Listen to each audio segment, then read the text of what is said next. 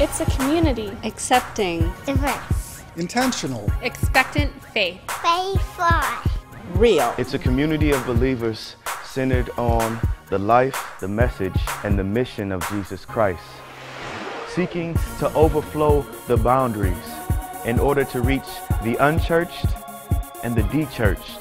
It is a community where God is writing a new story, pouring new wine into new wineskins. We had this sense that Overflow Church actually had a unique call and was going to be a new wineskin, a new vessel. I stood on this bridge in July of 2007 for the first time and began to look at the call that God had given us. It was a call that came out of Jeremiah 29:7, which says, "Seek the peace and the prosperity of the city to which I've carried you. As it prospers, so will you." Another translation actually says, "Pray for the city." And that is really what God has called us to do, is to see Jesus lifted up in a way that seeks the peace and the prosperity of our city. When you look at the community in St. Joe, it's 90% Caucasian. It's around a $60,000 median income.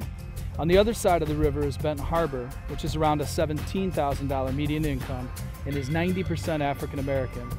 So you have a community deeply divided economically and racially.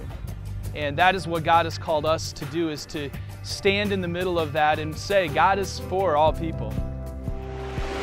This community of grace, mercy, and justice has changed lives by taking steps with 61 people who have given their lives to Christ, baptized 52, trained, equipped, and sent out 8 interns, welcomed and hosted 20 mission teams, and provided opportunities that enabled God to pour into them.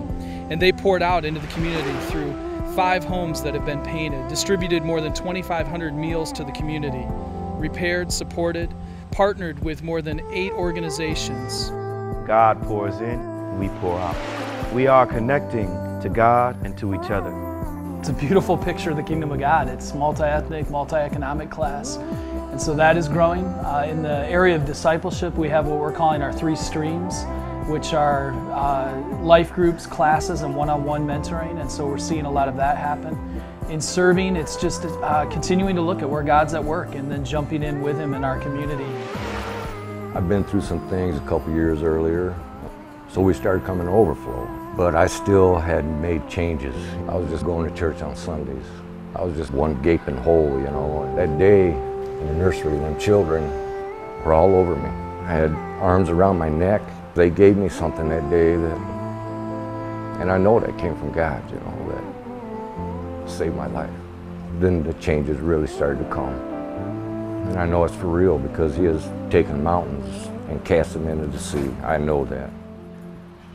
I never used to pray out loud, but because of the impact that the prayer ministry has had on my life, I am now joyfully leading and serving on our prayer ministry.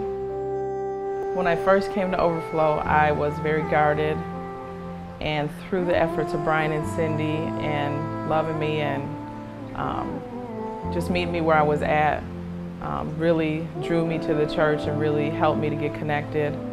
As a result, in August I got baptized in Lake Michigan, and I just really surrendered my life in a major way to God and have just grown tremendously over the last year. We were meeting and Overflow was having a Bible study of about 6 to 8 people.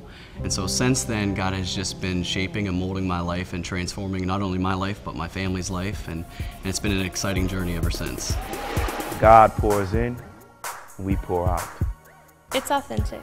Challenging. Creative. Passionate. Loving. Innovative. Courageous.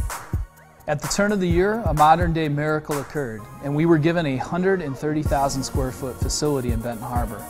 We are truly humbled at the opportunity for future ministry that this presents, and look forward to watching God write the next chapter in His story here. Miracle. God pours in, we pour out.